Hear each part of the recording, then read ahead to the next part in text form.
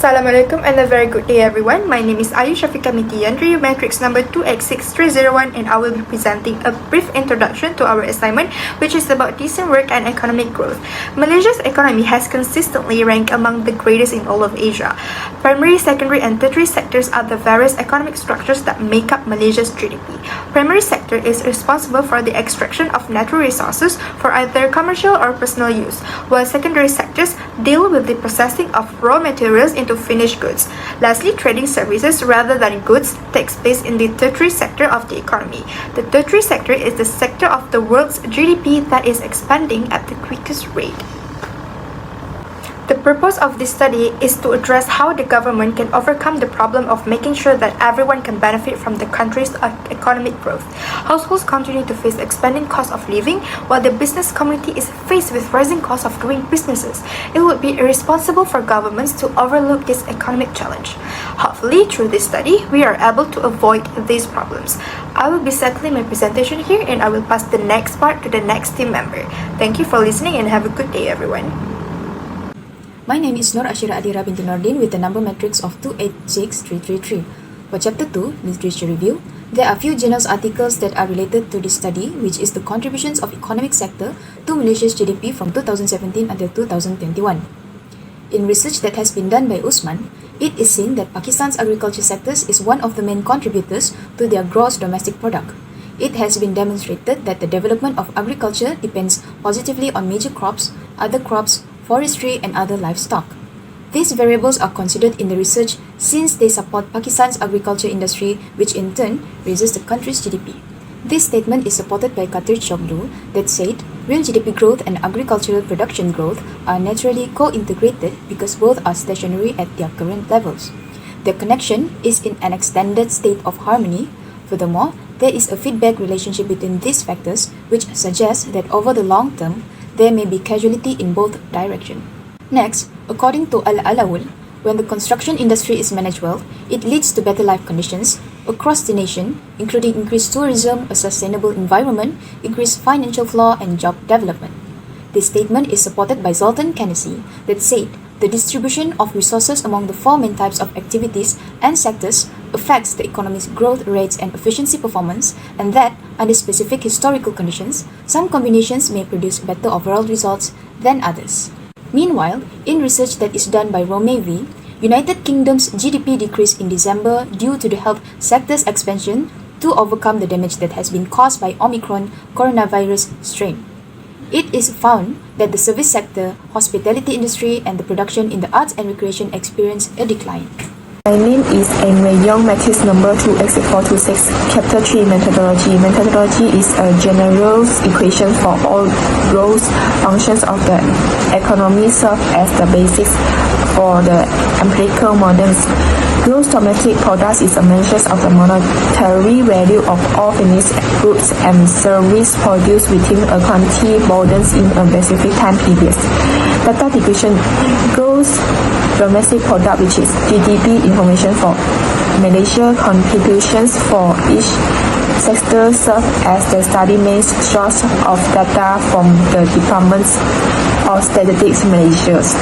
Modern specifications formula: GDP views as current years minus GDP views years before, divisions GDP view years before times 100%. Good day everyone, my name is AZAH binti MUNIR, matrix number 286048.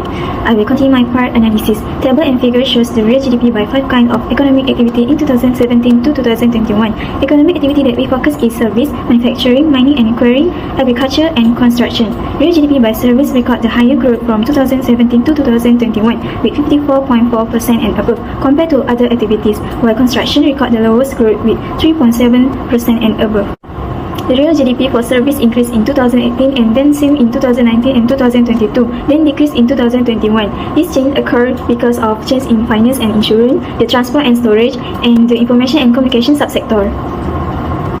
Real GDP for manufacturing was same in 2017 and 2018, decreased in 2019, and then increased in 2020 and 21. This is because of the performance of the electrical and electronic E&E cluster, Internet of Things (IoT), and healthcare. Also due in the export-oriented cluster, weak external demand affected manufacturing activity in the E&E cluster, while supply production in K-related cluster interrupted, causing a reduction. Next, real GDP for mining and quarry decreased in 4 years and just increased in 2021. This contraction because of crude oil and natural gas production is affected by maintenance shutdown and weak external demand for commodities, and can increase in 2021 because recovery in global oil demand and new production from Petronas. Real GDP for agriculture up and down in 2017-2021. This happened because mainly due to weaker oil palm output, the unpredictable weather causing planting not to be every year, and also cost of MCO worker are reduced.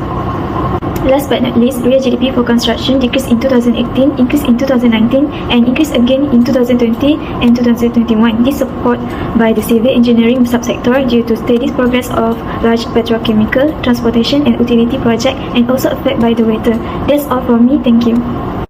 Malaysia is considered as a middle-income country and its economy is multi-sector economy. The construction growth was supported by the civil engineering subsector, while the GDP for service was supported by holiday tax, investment rate and service price for transportation, communication and finance and insurance. The real GDP manufacturing was affected by the export-oriented cluster and weak external demand. The mining and quarrying was affected by maintenance shutdowns and weak external demand for commodities. Last, real GDP of agriculture was affected by the unpredictable weather. First policy, monetary policy. This policy is to avoid inflation and the recovery economy of Malaysia, and it is good to maintain the price of goods and steady economy growth path year 2017, 18 and 19 because there are still downside risks. Year 2020 can focus on bolstering domestic economy development, and year 2021 monetary policy can concentrate on ensuring a durable economy recovery despite more inflationary pressure. Second policy, fiscal policy. Government can use fiscal policy to secure stable public financial when supporting measures of balanced, sustainable economy development for year 2017, 18 and 19. In year 2020, Malaysia implement MCO to protect their citizens and caused many of the firms was experiencing financial difficulties and were in danger of falling because of COVID-19.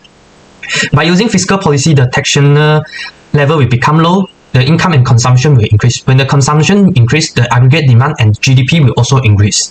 This will make the firm increase their production, and in year 2021, the government may give considerable budgetary support in the form of extra aids. It is aimed to increase expenditure on healthcare and reduce the burden on the citizen.